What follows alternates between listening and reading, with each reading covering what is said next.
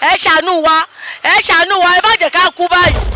ìlú ọ̀rọ̀ gbọ́ o ẹni bá lọ́mọ mẹ́ta ó ń ké yaba. ẹ jọ̀ọ́ ẹ ṣàánú wa o ẹ bá wa bẹ̀ wọ́n o ebi ń pa gbogbo ìlú ọmọ ń ké ọmọ kékeré ń ké àgbàlagbà ń ké ẹ bá wa bẹ̀ wọ́n kí wọ́n bá wa ṣàtúnṣe o. ìnira ó pọ̀ gan-an torí ara ni mẹ̀kúnnù gan lórí ilé-èdè Nàìjíríà ara ni mẹ̀kúnnù gan. kó wálé o ó ń lé sí ni ẹ̀yin ló kọ́ ó ń lé sí ni. kó ṣàánú wa Nàìjíríà yìí kó à ń bẹ̀bẹ̀ ní ẹ̀bẹ̀ lábẹ́. ẹ jọ̀ọ́ ẹ dákun ẹ bá wa bẹ̀ àwọn ìjọba kó má pa wá.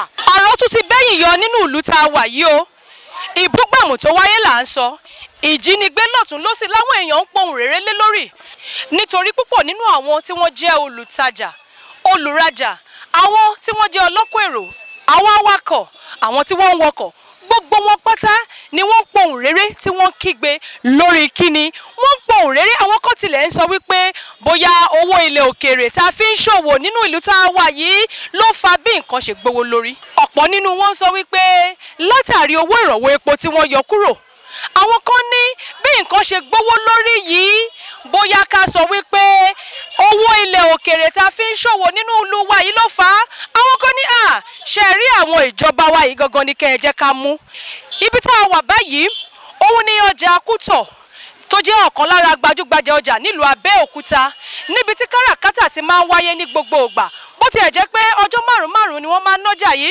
ṣùgbọ́n àwọn ọlọ́jà yìí wọ́n ń kérora wọ́n ń ké ìnira wọ́n ń pohùn réré lórí ipò tí ètò ọrọ̀ ajé wọn wà àwọn kan sọ wípé ó ti sọ wọn kódà ọ̀pọ̀ nínú wọn ló ti gba owó èlé fi ṣòwò tí ò sí kókó púpọ̀ nínú wọn ó ti gba ọ̀nà bòmíì lọ látàrí wípé ohun tí wọ́n gbélé ńkọ́ kò yá bó ṣe ń lọ lẹ́tọ̀ ní ìkànnì Yorùbá Gidi TV Olúwarẹ̀mílẹ́kùn Elégbèdé lórúkọ tèmi atọ́kùn ètò yìí rèé ẹ máa bá mi ká lọ. kòtẹ́ náà ń pè é kòtẹ́ pala ọ̀sán níbi tí Nàìjíríà gbé tó gbé wọ́ọ̀tì dé 2.5 ni. ẹja yìí ẹyọ kan ṣo ni mo sọ. bẹ́ẹ̀ ni gbogbo ẹ̀kẹ́ ṣe fẹ́ jí gbé ni 2.5 ẹyọ kan Ọlọ́run gbọ́ Nàìjíríà kò dáa mọ́ rárá ẹyọ kan 2.5 mẹ́ta 2.5 Nàìjíríà ti lọ eléyìí 1.5 nọ́ta ìrònú bá mi àti ṣe kí n tó rata kí n tó repo 1.5 ní ìsìn nígbà kan tẹ́lẹ̀tẹ́lẹ̀ ẹja páálí à ń gbé 3,000 4,000 kẹ́rẹ́kẹ́rẹ́ ó ń lọ àwa ló kàn ó kàn ìbá yìí 50,000 páálí kọ tí a ń gbé páálí kọ. jẹ́ kó wà tó máa ń pè ní sọbọndẹ́ púpọ̀ àwọn èèyàn gbà pé bí agara bá ti ẹ̀dá ni pé Yorùbá lè jẹun bí Yorùbá ti mú sọbọndẹ́ tó ti gé síṣàsùn inú akún èló ní páálí sọbọndẹ́ nìsín. nígbà kan sọbọndẹ́ ara lẹ 2.7 páálí nísìnyí 38,000 kó wálé o ó ń lé sí ni ẹ̀yin ló kàn ó ń lé sí ni. nígbà tẹ́ máa débẹ̀ bàbá yìí ni bàbá yìí tó pé ní ẹ̀yin ló kàn kí lórúkọ ẹni wà lórí oyè ẹ̀hún Tinubu òun ló kàn ibi Gbajare ìlú ọ̀rọ̀ gbọ́ o ẹni bá lọ́mọ mẹ́ta ó ń ké yaba àti jẹun ó nira ráìsì 2.5 ike kan kò yóòyàn kó gbé mọ́ wọ́n ti fomi sí gaari 700 níbi ayé gbé ń lọ gbogbo ẹ̀ ti lé jù nígbà Nàìjíríà dá tóró wà lọ́rùn àtàpálí 2 àtàmẹ́ta nísìn ìlàjì ládẹ̀ ń ta fóté abámúlájì eléyìí ìlàrin la máa mú alẹ́gbẹ́ pálí o alẹ́gbẹ́ lájì o ìlàrin èrò lárin o èrò lájọ o a máa pín ilé ẹja la máa ta jókòó títí asúsúsú kó tó tán gbogbo ẹ̀ náà ni epo fà torí epo ló máa fi gbé jáde lé láti bí wọ́n ti ń gbé bọ̀ epo náà máa dá sí mọ́tò wọ́n á fi gbé wa gbogbo ẹ̀ náà ló fà ní ìsí dọ́là náà fà nígbà tí wọ́n bá mú owó kékeré tó fi ṣẹ́ dọ́là tó yẹ pé kéńkélé náà gbà nù ńlá ṣẹ́mọ̀ ó fa gbogbo ẹ̀ epo ní ìsí tẹ́lẹ̀tẹ́lẹ̀ à ń lọ ilé kọ́ bá pẹ́ mo ti wá tẹ́lẹ̀tẹ́lẹ̀ múrí 5 làwọn mọ́tò láti kọ́ bá pẹ́ sílé a bá ń lọ múrí 5 a bá ń bọ̀ múrí ní ìsìn àpò 2.5 gòókàn mú mi 500 la máa wọ mọ́tò wọn lé epo wọn àpò 2.5 lọ àpò 2.5 bọ̀ Nàìjíríà kó ló ń bá wa túnṣe. àwọn gógó ọjà ó pọ̀ gan-an ìlọ́po 3 ìhun tá à ń rà ní 1,000 tẹ́lẹ̀ ó ti di 3,000 ní ìsìn. àwọn gógó epo òun ló fà á tí ọ̀wọ́n orí epo tí wọ́n yọ lásìkò tí wọ́n yọ ọ̀wọ́n gógó orí epo wọ́n ní ká fún àwọn lóṣù mẹ́ta gbogbo nǹkan máa wálẹ̀ kọ̀ọ̀ràn kò wálẹ̀ yìí ṣe ní gbogbo ẹ̀ lé kókókókókó ọlọ́run má yẹ kára ni wá àti jẹ́ wọ́n di wàhálà àwọn èèyàn wọ́n ra ọjà wọ́n máa wá sọ́jà báyìí wọ́n máa tún sọ wípé ká fáwọn náà máa sọ ẹjọ́ títorí ọlọ́run ẹ bá wa sọ fún wọn ọ̀wọ́n gógó epo ó ti pọ̀ jù kọ́ bá wa yọ èrè inú èkó o kọ́ bá wa dí epo yẹn wálẹ̀ tẹ́lẹ̀tẹ́lẹ̀ kí ó tó di pé wọ́n wọlé à ń ta epo ní 180 200 ní ìsìn wọ́n ti ń tà ní 650 700 àsìkò tán dẹ́ sọ fún wa ó ti kọjá wọ́n ní ká fáwọn láàrin oṣù mẹ́ta gbogbo nǹkan máa wálẹ̀ lásìkò ìgbógun ẹ̀ báyìí lókèlókè ní àti jẹun dọ̀wọ̀n gààrí àpò kan ó ti di àpò 4 ráìsì tẹ́lẹ̀tẹ́lẹ̀ àádà lápò 3 ní ìsìn ó ti di 2000 ẹjọ́ títorí ìtọ́lọ́run àwọn mẹ̀kúnnù ní kíní ìkan ẹ ṣàánú wa ẹ má jẹ́ ká kú báyìí ẹ ṣàánú wa ẹ wọ́n gógó epo yẹn gangan tí epo bá wálẹ̀ gbogbo àwọn tó fi owó kún ọjà wọn gbogbo wọn ló máa jẹ́ kó wálẹ̀ títorí ìtọ́lọ́run ẹjọ́ ebi ò ní pa yín.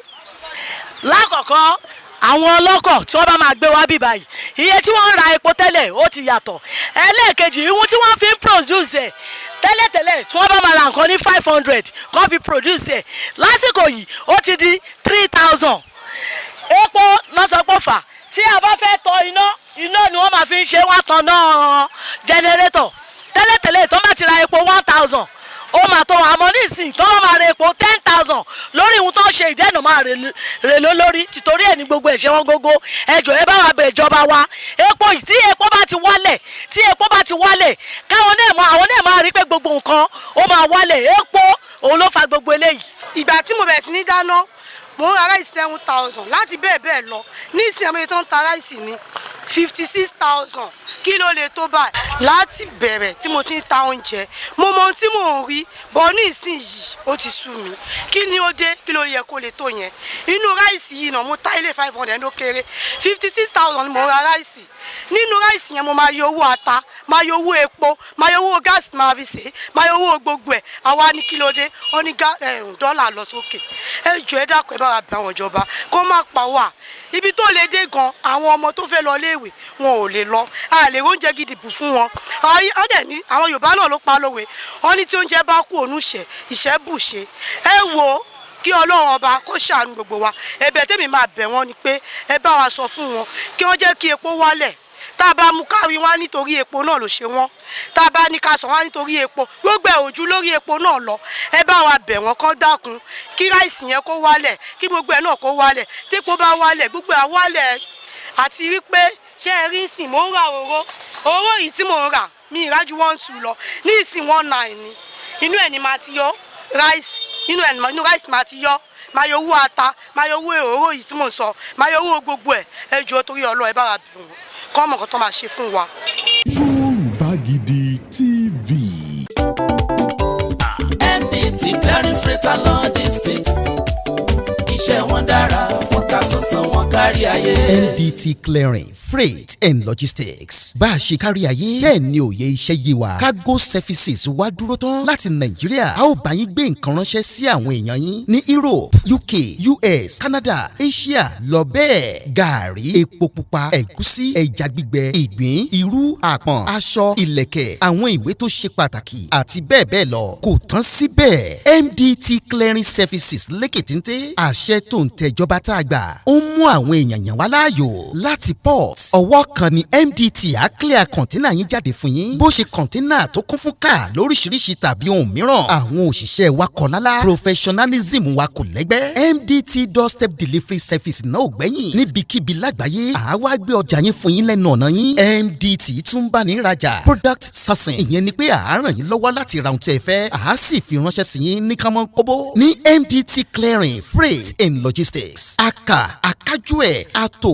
àlétò iṣẹ́ wa yàn ó yanjú lówó péréte ẹ máa bọ̀ lólulẹ̀ iṣẹ́ MDT ní nọ́mbà 22 Latif Salami Street Ajao Estate Ikeja Lagos a sì tún ní ẹ̀ka káàkiri orílẹ̀-èdè Nàìjíríà ẹ bá wa sọ̀rọ̀ 08182311480 àti 0912-907-4004. bákan náà ilé iṣẹ́ MDT lókè òkun wà ní Toronto Canada please call +1 0647-289-5364. Website www.mdtfreights.com. MDT Clearing, Freight and Logistics. Assure delivery. kì í ṣe àwọn tó ń tajà tẹnu oúnjẹ nìkan ni wọ́n ń pariwo àwọn èèyàn ń pariwo pé ara ni àwọn kódà bí tí a ti ń lọ ní ọ̀kan lára àwọn tí wọ́n tún jẹ́ olùtajà la rí wọn tí wọ́n sùn láàárọ̀ kùtùkùtù tá a bá wo aago bí nǹkan bí aago 10 àárọ̀ la wà báyìí ojú oorun la bá wọn. ẹ kú àsìkò yìí mà. ẹ wò ó ti sú wa tá a bá pàtẹ báyà kan máa jókòó ni tá a bá tó gbá òun náà kò sọjà ọlọ́run èèyàn kàn lu ẹ̀jẹ̀ ara ẹ̀ lásán ni ọlọ́màjà lè jẹ ara wa lásán ó ti sú wa ọjà yẹn ò tiẹ̀ yá rárá ẹ wò láàárọ̀ kùtùkùtù ṣó yẹ kí n jókòó kí nǹkan máa wò torí tá a bá tò náà ìnákùná nǹkan tá a rí rànà àwọn èèyàn ná nínú ọjà ó dẹ̀ ti sú wa gbogbo nǹkan tó wọ́n yìí ní tẹ́lẹ̀ bá máa sọ wọ́n á nítorí epo dẹ́nu wọ́n tún fowó ojoojúmọ́ náà fowó lọ́jà àwọn èèyàn ò tà ọjà ò yá àwọn èèyàn ò rajà gan torí kì í ṣe price tá à ń fi ń rajà tẹ́lẹ̀ la fi ń rà nísìn kò dẹ̀ sí ní tá a bá tajà kan nísìn tá a bá máa ná àjọ wọn á máa lọ rà wọ́n á tún fowó lé a tún máa fowó kún ra ní again ọjọ́ mi ìdá 5 ìdá 8 lẹ́ẹ̀kan ṣo bí kárajà kan ní 3,500 nísìn ọjà tá a bá rà ní 3,500 ó lè jẹ́ iye tí à ń tà tẹ́lẹ̀ nìyẹn tá a bá tún lọ a tún máa fowó kún again fi rà ní o tẹ́lẹ̀ bá dé ọjà iye tá a bá tajà lọ́sẹ̀ ìkọlà máa tà lọ́sẹ̀ tó ń bọ̀.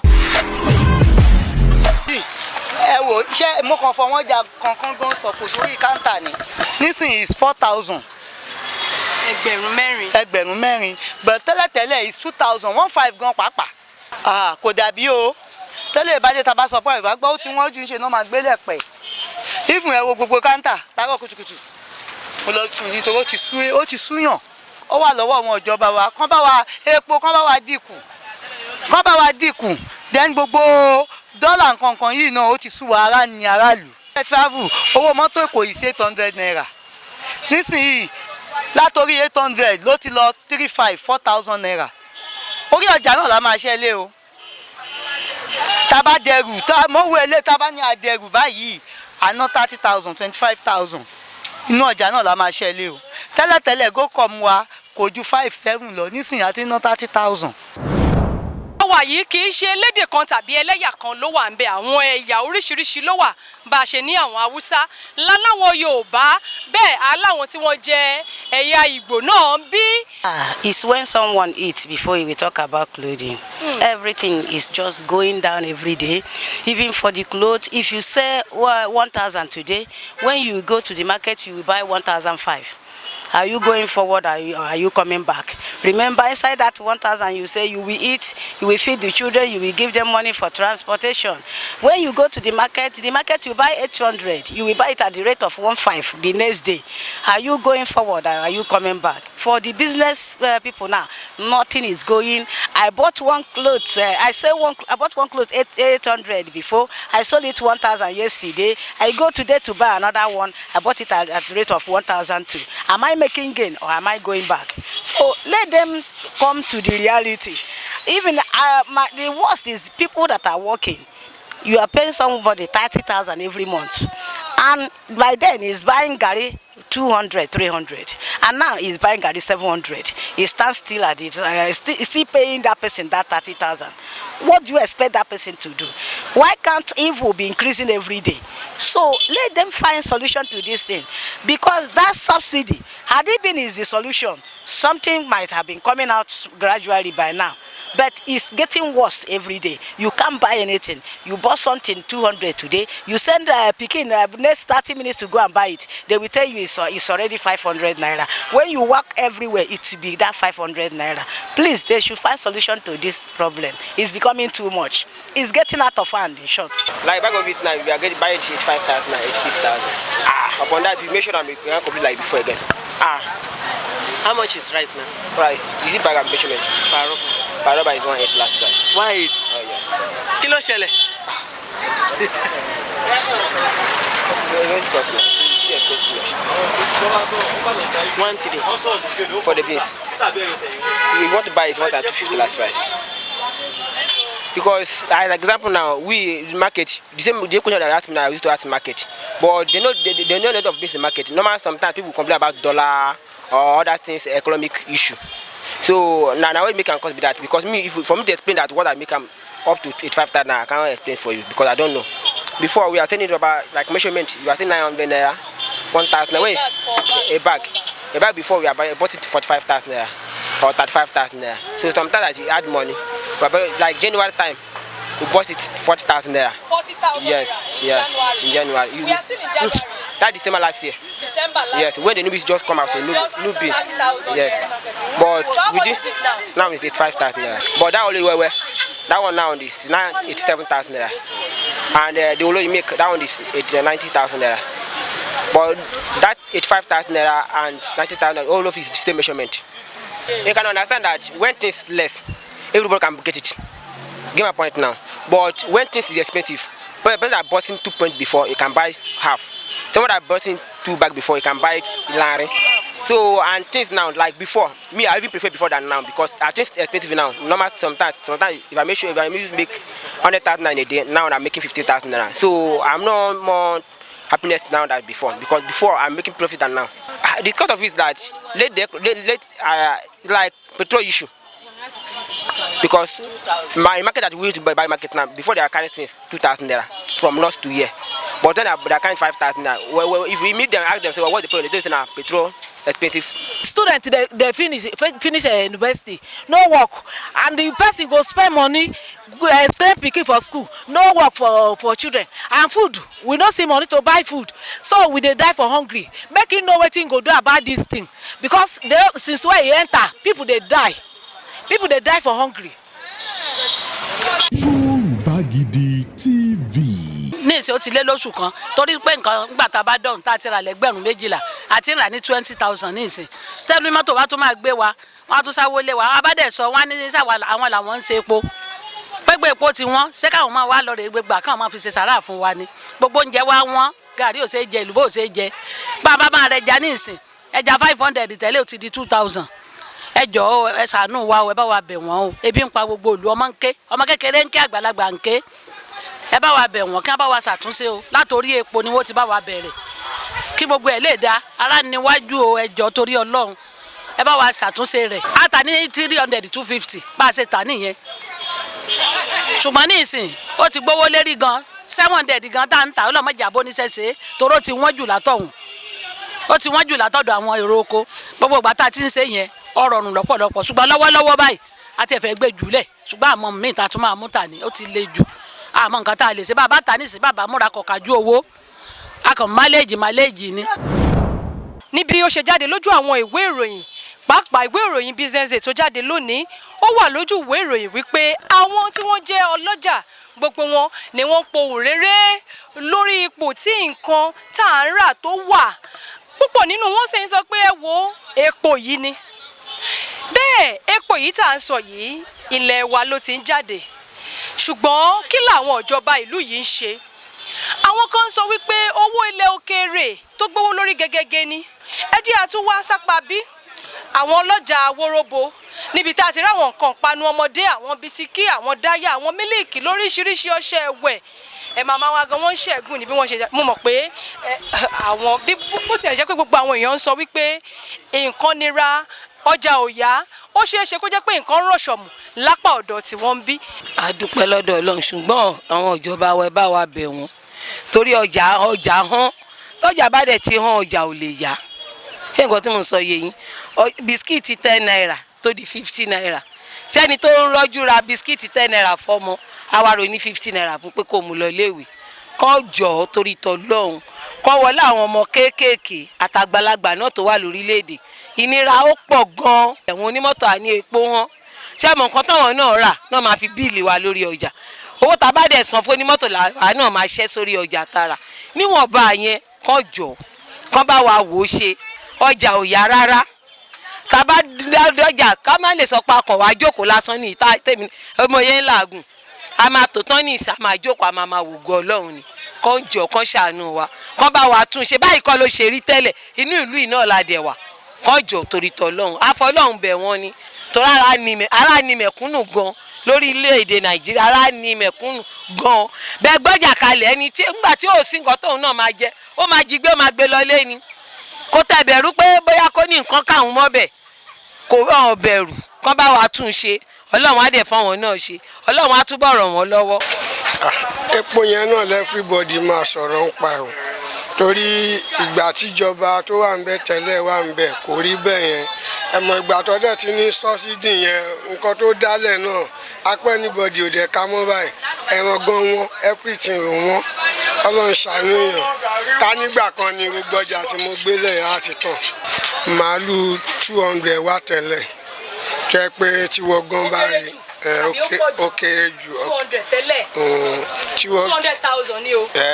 téèyàn bá rí inú ẹ̀ máa dùn bọ́ ń sìn owó màálù méjì lọ́fìn rẹ̀ yọ̀kan bí dọ́là yẹn ṣe tiwọn tepo tiwọn yẹn gbogbo nǹkan máa wọ́n ní dọ́bùdọ́bù àfikọ́ ló ń ṣàánú èèyàn nǹkan tó ṣẹlẹ̀ ń bẹ̀ náà nìyẹn ṣẹ́rí káàtẹ̀ wá sọ pé màálù ẹ wo ìjà tó ń já ní níjẹ̀ yẹn ń sìn ó wà fẹ́ ti màálù torí màálù ń wá láti níjẹ̀ tí àwọn èèyàn dẹ̀ ń rọ́dẹ̀ wá bíbà bọ̀ látìgbà tí nǹkan yẹn ti ṣẹlẹ̀ màálù wà láti níjẹ̀ rárá kan tó ṣẹlẹ̀ ń bẹ̀ nìyẹn.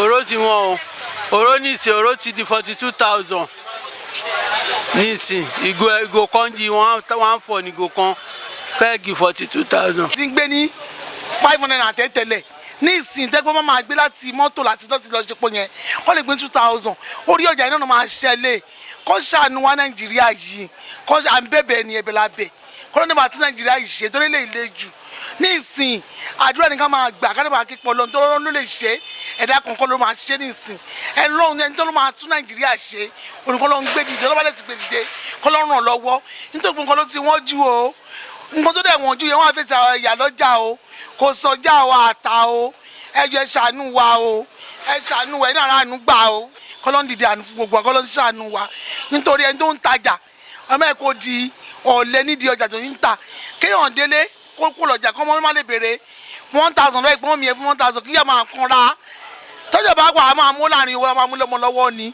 ogun kò sí ọba mú kó Nàìjíríà o ní wàá ìdí àánú fún wa. bó ṣe ń lọ látẹnu àwọn ọlọ́jà káàkiri òun náà lẹ ti gbọ́ nínú ọjà Kútọ̀ tó wà nílùú Abẹ́òkúta ṣèbí wọ́n ní látọdún 1960 tá a ti gba òmìnira lórílẹ̀‐èdè yìí síbẹ̀ inú ìnira náà la ṣì wà òmìnira wá di omi ìnira àwọn èèyàn ń pàfọ́ nínú ìṣẹ́ bọ́ndẹ̀ ní bóúnjẹ bá kúrò nínú ìṣẹ́bùṣe rárá kò rí bẹ́ẹ̀ nínú ìlú tá a wà yìí o ìṣẹ́ túbọ̀ ń gògò sí ni àwọn èèyàn ń lúwẹ̀ẹ́ nínú agbami ìṣẹ́ kọ́lọ́n kó jọ kó ṣọ́ wa bẹ́ẹ̀ àwọn kan wọ́n hùwà bámúbámú ni wọ́n yó mi ìmọ̀ bí ebi ń pọmọ ẹnìkọ̀ọ̀kan àwọn tí wọ́n jẹ́ ọlọ́jà wọn ò lè tajà mọ́ nítorí ọ̀wọ́n gógó tó bá gbogbo ọjà tí wọ́n rà wọn ò lè rán ọmọ nílé ẹ̀kọ́ mọ́ nítorí wípé ọjà ò yá bó ṣe wà tẹ́lẹ̀ ẹ wo bó ṣe ń lọ lẹ́tọ̀ ní ìkànnì Yorùbá Gidi TV adúpẹ́ lọ́wọ́ gbẹ̀yìn tẹ̀ ń ṣùgbà wa lórí ìkànnì yìí àmọ́ lóore nítorí ọlá àbàtà tiyín ló mọ́dọ̀ tí wá ṣàn adúpẹ́ gidi gan adúpẹ́ pé òkun ká ní ìgbàgbọ́ pé a tún máa pàdé lákọ̀tún ẹ ṣé o gbogbo ẹ̀yin tẹ̀ ń ṣùgbà wa àmọ́ lóore torí ọlá àbàtà tiyín ló mọ́dọ̀ tí wá ṣàn Olúwarẹ̀mílẹ́kún Elégbèdé lórúkọ tèmi Yorùbá Gidi TV bó ṣe ń lọ ó dìgbà.